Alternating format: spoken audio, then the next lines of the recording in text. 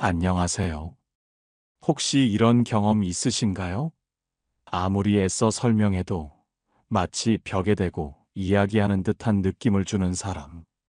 간절히 마음을 전달하려 해도 그저 공허한 메아리가 되어 돌아오는 상황. 아마 많은 분들이 고개를 끄덕이실 겁니다. 말 안 통하는 사람을 설득하려다 지쳐버린 마음. 그 허탈함과 외로움을 오늘 우리는 함께 깊이 들여다보고자 합니다. 이 이야기가 여러분의 지친 마음에 작은 위로와 깊은 공감을 안겨주기를 바랍니다.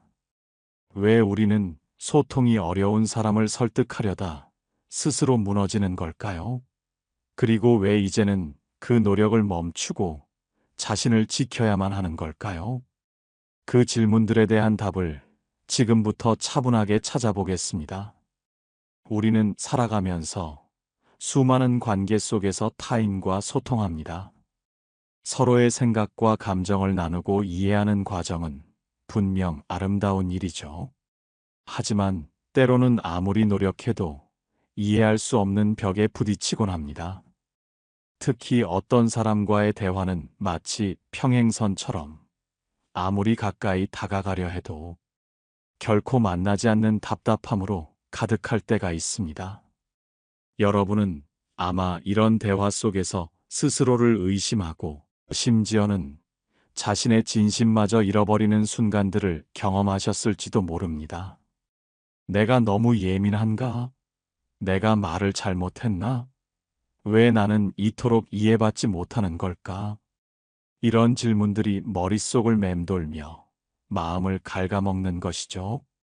저도 오랜 시간 그런 대화 속에서 헤매었습니다. 나의 감정을 솔직하게 표현하면 왜 그렇게까지 말하는 거야? 라는 질책이 돌아왔고, 나의 입장을 조심스럽게 설명하면 내가 너무 복잡하게 생각하는 것 아니냐? 는 비난이 되돌아왔습니다. 그들의 말은 부드러웠지만 그 안에 깔린 무시와 회피는 저의 마음을 천천히 핥히었습니다. 저는 그 말들 앞에서 매번 해명해야 했고 제 자신을 변호해야 했습니다. 그러면서도 내가 혹시 뭘 잘못했나 하는 생각에 사로잡혀 자책하기 일쑤였습니다. 그 사람의 반응이 저의 존재 전체를 흔들었던 이유는 제가 그 사람의 인정을 통해 저의 가치를 찾으려 했기 때문입니다. 그의 수긍이 있어야만 저의 말과 감정이 비로소 의미를 가질 수 있다고 믿었던 것이죠. 그래서 저는 그토록 설득했습니다. 제가 얼마나 조심했는지, 얼마나 이해하려 애썼는지, 얼마나 진심이었는지를 필사적으로 전달하려 했습니다. 그것은 단순한 설명이 아니었습니다. 마치 깊은 바다에 빠진 사람이 마지막으로 내미는 간절한 구조 요청과 같았습니다. 나를 오해하지 마세요. 나를 틀렸다고 말하지 마세요. 그저 나의 진심을 인정해 주세요. 하지만 슬프게도 그 사람은 저의 마음을 받아들이기보다는 오직 자신의 시선으로만 저를 해석했습니다. 그리고 저는 그 안에서 점차 희미해져 갔습니다. 그때서야 깨달았습니다. 이 관계에서 제가 무너지는 것은 진심이 부족해서도 설명이 부족해서도 아니었다는 것을요. 저는 이미 충분히 노력했습니다. 인지 부조화 이론에 따르면 사람은 자신의 행동과 신념이 모순될 때 불편함을 느끼고 이를 해소하려 합니다.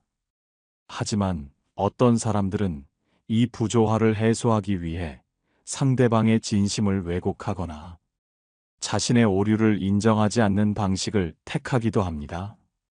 저는 그들의 마음 속에서 저의 진심이 왜곡되고 있다는 것을 뒤늦게야 인지하게 된 것이죠. 철학자들은 비판적 사고와 합리적 의사소통의 중요성을 강조합니다.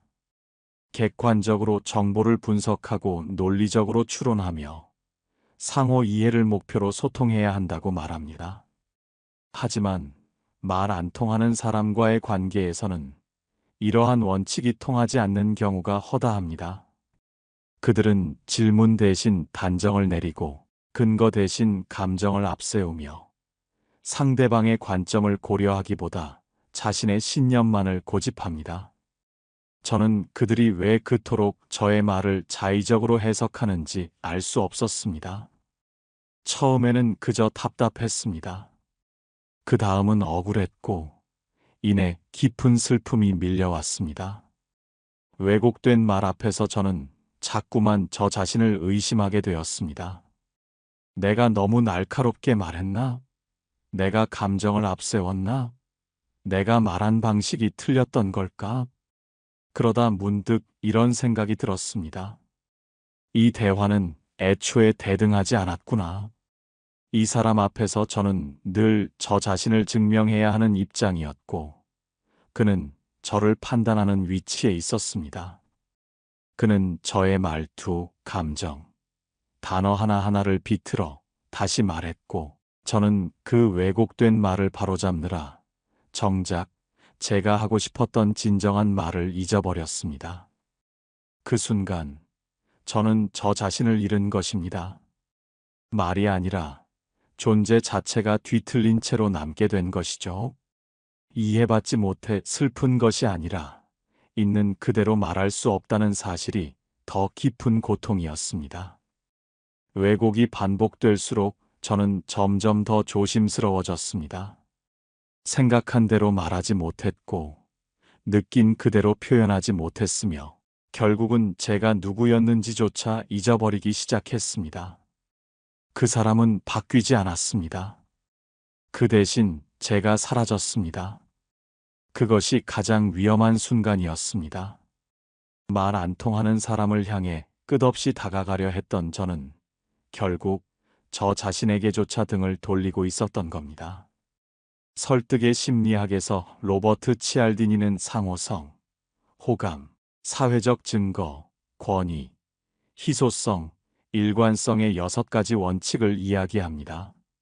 이러한 원칙들은 일반적으로 사람을 설득하는 데 효과적이지만 근본적으로 소통의 의지가 없는 사람에게는 무용지물이 될 수 있습니다.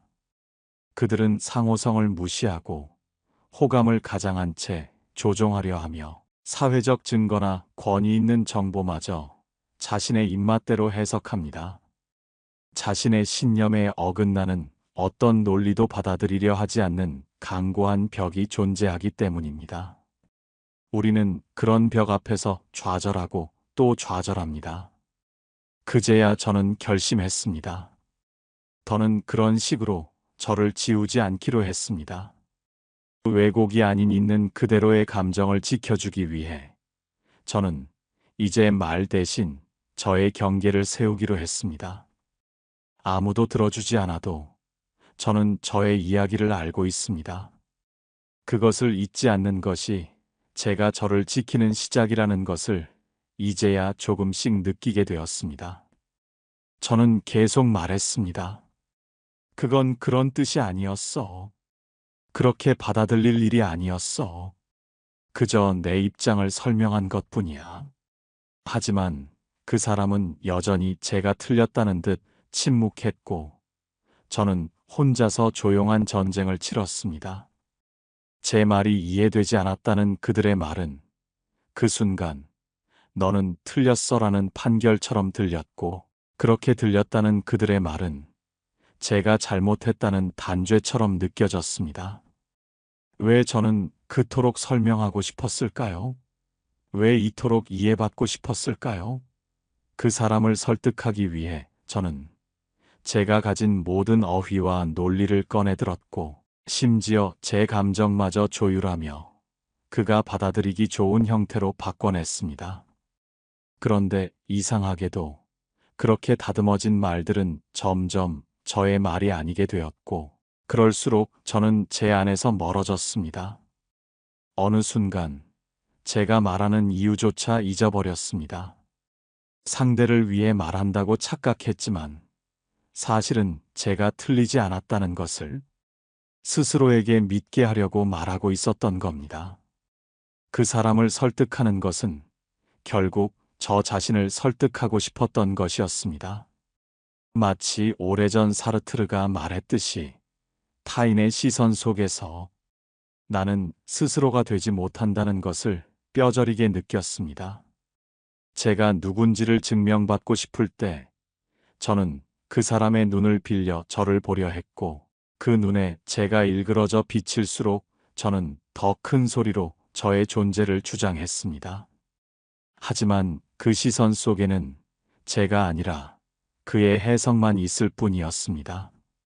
저는 그 안에서 자꾸만 지워졌고 결국 제가 저를 잃은 것입니다. 진심은 누구에게 증명하는 것이 아니었습니다. 진심은 그저 품고 있는 것이었습니다. 설득이 아니라 내 안의 진심을 내가 먼저 믿어주는 것. 그것이 제가 할 수 있는 가장 단단한 자기 방어라는 것을 이제야 정말로 알 것 같습니다. 내가 그럴 줄 몰랐어. 그날도 똑같았습니다. 저는 조심스럽게 단어를 골랐고 불편하지 않게 말을 꺼냈으며 상대의 기분을 먼저 헤아리며 말끝을 최대한 낮추었습니다. 그런데 돌아온 건 내가 그럴 줄 몰랐어. 왜 그렇게까지 말하는 거야? 라는 한마디였습니다. 그 말에 저는 한동안 멍해졌습니다. 저는 무엇이 된 걸까요? 단지 솔직해지고 싶었을 뿐인데 순식간에 이상한 사람이 되어버렸습니다. 그가 꺼낸 말은 짧았지만 그 안에 담긴 판단은 너무나 무거웠습니다. 제가 감정을 드러낸 것은, 제가 참다 못해 말한 것은 상대를 탓하려는 것도 관계를 끊으려는 것도 아니었는데 그는 제 진심 전체를 단 한 줄로 덮어버렸습니다. 이 말에는 늘 너는 이제 내 기대 밖이야라는 그림자가 붙어 있었습니다. 그 순간 저는 그 사람의 마음 속에 있는 보이지 않는 기대치를 부수고 만 죄인이 되었습니다. 그래서 다시 설명했습니다. 그런 뜻 아니었어. 그냥 내 감정을 이야기하고 싶었을 뿐이야. 그게 왜 그렇게 들렸는지 모르겠어. 하지만 아무리 설명해도 그는 듣지 않았고 저는 그 앞에서 자꾸 작아졌습니다. 한 철학자는 사람이 타인의 예상을 벗어날 때 죄책감을 느낀다고 했습니다. 저는 그의 기대에 맞추기 위해 제 언어, 제 표정, 심지어 제 감정의 방향까지 자꾸만 조절했습니다. 그렇게 살아온 시간이 꽤 길었습니다. 그에게 편한 사람, 무리하지 않는 사람처럼 보이려고 괜찮은 사람, 조용한 사람, 다정한 사람으로만 머물렀습니다. 하지만 그것은 제가 아니었습니다. 그는 그 모습을 저라고 믿었겠지만 저는 그 안에서 천천히 말라가고 있었습니다. 말 안 통하는 사람과의 관계에서 진짜 무서운 것은 내가 누구인지 점점 잊게 되는 일입니다. 그래서 저는 이제 그 말에도 대답하지 않기로 했습니다. 내가 그럴 줄 몰랐어라는 말에 주눅 들기보다 나는 지금 나답게 말하고 있어라고 제 안에서 조용히 고개 끄덕이기로 했습니다. 저는 그렇게 살아온 사람이고 그렇게 느끼는 사람이며 지금 이 말을 꺼내야 비로소 저 자신으로 존재할 수 있는 사람이니까요. 그가 기대하는 나가 아니어도 괜찮다는 것, 이해하지 않아도 제 진심은 그대로라는 것을 저부터 믿어줘야겠다고 이제는 그렇게 생각합니다. 처음에는 참는 것이 더 아팠습니다.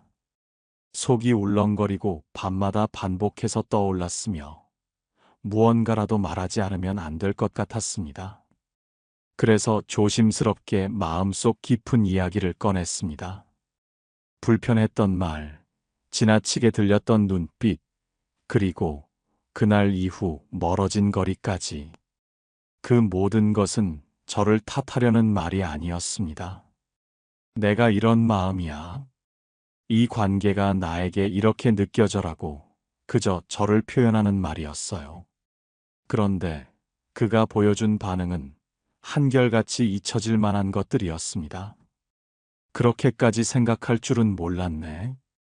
그런 걸 가지고 왜 이러는 거야? 좀 별나다 너. 그 말들을 듣고 저는 다시 조용해졌습니다.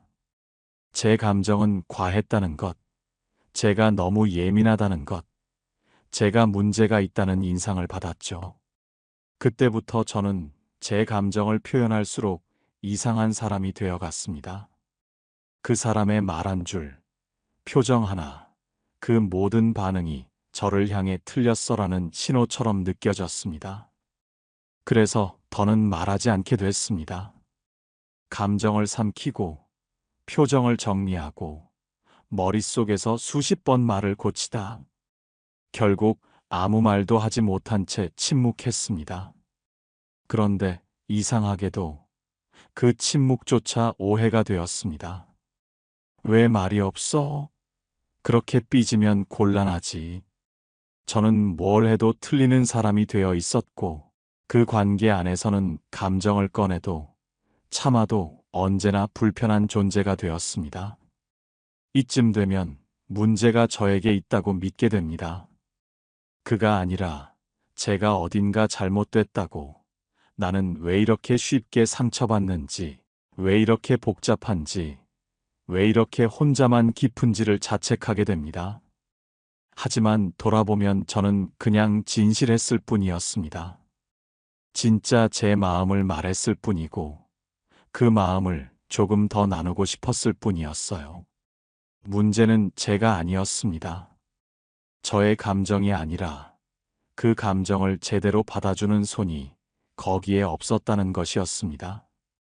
감정은 이상한 것이 아니고 말은 무기가 아니며 제 진심은 누군가에게는 너무 섬세했겠지만 저에게는 절박한 생존이었습니다. 이제야 조금 알 것 같습니다. 그 사람 앞에서 제가 조용해진 것은 저의 문제 때문이 아니라 제가 스스로를 지키려는 마지막 방어였다는 것을요. 제가 이상한 게 아니었습니다. 저는 그냥 참 오래 외로웠던 사람이었습니다. 오랜 시간 동안 저는 말로 관계를 지키려 했습니다. 이해시키고 풀어보려 하고 설명하고 다시 설명하며 그 사람의 마음에 닿고 싶었어요. 하지만 이제는 압니다. 그에게 닿지 않는다는 것을. 아무리 조심스럽게 말을 골라도 상대는 듣고 싶은 방식으로만 듣는다는 것을 어느 날 문득 깨달았습니다. 제가 그렇게 설명에 매달렸던 것은 말이 문제였기 때문이 아니라 경계가 없었기 때문이라는 것을요. 제가 어디까지 허용하고 어디부터 멈춰야 할지를 단 한 번도 분명히 하지 못했어요. 감정을 말할 때도 저는 늘 뒷문을 열어두고 있었습니다. 그렇지만 제 말도 이해해 주세요. 제가 너무 예민했을지도 몰라요. 이건 그냥 제 생각일 뿐이야. 그 말들은 배려가 아니라 제 감정을 끝까지 지키지 못한 무의식의 항복이었습니다. 그 사람은 저의 그 틈을 읽었습니다. 조금만 더 밀어도, 조금만 더 단호해도 저는 다시 사과할 거라는 것을. 그래서였을 겁니다. 그는 한 번도 멈추지 않았고, 저는 한 번도 벗어나지 못했습니다. 이제는 알아야 할 때입니다. 말로 지켜지지 않는 감정도 있다는 것을. 다정한 설명으로는 지킬 수 없는 저의 마음도 있다는 것을. 어느 순간부터는 더 말하지 않는 것이 저를 지키는 방법이 됩니다. 그 사람의 말에 대답하지 않고, 그의 반응에 해명하지 않고, 그의 오해에 억울해하지 않는 것. 그 침묵은 회피가 아니라 명확한 선입니다. 그 이상 들어오지 말라는, 이쯤에서 멈춰달라는, 제가 제 마음에 세운 문턱입니다. 경계는 차가운 것이 아닙니다. 오히려 그것은 오랫동안 저를 뜨겁게 핥히었던 마음이 스스로를 위해 처음 꺼내는 보호막입니다. 이제는 말이 아니라 저의 태도로 보여주기로 했습니다. 제가 더는 그 말에 상처받지 않는다는 것, 제가 저를 의심하지 않는다는 것, 제 감정이 과하지도 잘못되지도 않았다는 것을. 굳이 설득하지 않고도 조용히 분명히 전해지는 방식으로 말입니다. 그것이 진짜 저를 지키는 시작이라는 것을 저는 늦게서야 배우고 있습니다. 저는 그 사람과 멀어지지 않기 위해 많은 것들을 참았습니다. 그의 말투, 태도, 반응을 이해하려 했고, 그럴 수도 있지라며 넘기려 했으며, 사람마다 다르니까라고 스스로를 달래기도 했습니다. 어쩌면 그것은 관계를 위한 것이 아니라 외로움을 피하기 위한 선택이었는지도 모르겠습니다. 그와의 거리보다 혼자가 되는 것이 더 두려웠던 걸지도요. 그래서 더욱 붙잡았습니다. 지금 이 정도 오해쯤은 내가 감당하면 되지 않을까? 이만큼의 불편은 관계의 숙명이 아닐까? 그렇게 스스로를 설득하고 또 설득했습니다. 하지만 그러는 사이 저는 점점 안으로 꺼져갔습니다. 표현을 줄였고 감정을 잘라냈으며 침묵하는 시간이 길어졌습니다. 어느 순간부터는 무언가 말하려다 입을 닫는 일이 하루에도 몇 번씩 반복되었어요. 말하지 않아도 이해받지 못할 것을 알고 있었으니까. 그러다 문득 제가 이 관계를 지키고 있는 것이 아니라 이 관계가 저를 무너뜨리고 있다는 것을 알게 됐습니다. 그때 처음으로 진심으로 묻기 시작했습니다. 이 관계 안에서 나는 나를 지킬 수 있는가? 그 질문은 곧 이 사람 곁에 있는 동안 나는 나로 살아갈 수 있는가? 에 대한 물음이었습니다. 답은 너무나 분명했습니다. 아니요. 그렇다면 저는 무엇을 선택해야 할까요? 누군가는 말합니다. 그 사람을 포기했다고. 인간관계를 너무 쉽게 끊는 것 아니냐고. 하지만 아닙니다. 저는 그를 포기한 것이 아니라 저를 더는 포기하지 않기로 한 것입니다. 말 안 통하는 사람 앞에서 저를 끝없이 깎아내리고 조정하고 설명하던 시간. 그것은 관계가 아니라 제 존재에 대한 타협이었습니다. 저는 이제 그 누구의 오해도 그 누구의 평가도 제 존재보다 앞에 두지 않기로 했습니다. 그 선택은 외로웠지만 처음으로 살아있다는 느낌이 들었습니다. 말이 닿지 않아도 제가 저를 알아주고 있다는 확신 하나로 그날 밤은 오래도록 따뜻했습니다. 그와의 마지막 대화는 짧았습니다. 저는 더는 설명하지 않았고 그는 여전히 이해하지 못했습니다. 하지만 그날은 이상하게도 그 어떤 억울함도 분노도 슬픔도 들지 않았습니다. 말이 닿지 않는다는 것을 이미 오래전부터 알고 있었기 때문이죠. 그럼에도 불구하고 마음 한켠 어딘가에는 아직도 작고 단단한 희망 하나가 남아 있었습니다. 언젠가는 그가 제가 왜 그런 말을 했는지, 왜 그렇게 표정을 숨겼는지, 왜 결국 말을 아꼈는지를 조금은 알아줄지도 모른다는 막연한 바람. 어쩌면 우리는 모두 자신의 진심이 언젠가는 닿을 거라고 믿고 살아갑니다. 그것이 지금이 아니어도 그 사람이 곁에 없더라도 어느 순간 마음의 끝, 어딘가에 작은 여운처럼 남아있기를 바라는 마음. 그가 저를 오해했던 그 모든 순간들이 그에게도 언젠가는 질문이 되기를 바랐습니다. 그때 내가 너무 무심했던 건 아닐까? 그 말에 담긴 마음을 놓친 건 아니었을까? 그 물음이 생기는 날이 있다면 그는 아마도 조금 더 다정한 사람이 되어 있을지도 모르겠습니다. 물론 그것은 이제 저와는 상관없는 일입니다. 저는 그의 변화를 바라지 않습니다. 그가 깨닫는 것조차 제 몫이 아니니까요. 그럼에도 이렇게 기억하게 되는 건 그 사람이 아니라 그 사람 앞에서 제가 얼마나 애썼는지를 잊고 싶지 않기 때문입니다. 그것은 부끄러운 일이 아닙니다. 저는 제 방식대로 사랑했고 제 말로 관계를 지키려 했으며 제 감정을 끝까지 포기하지 않았습니다.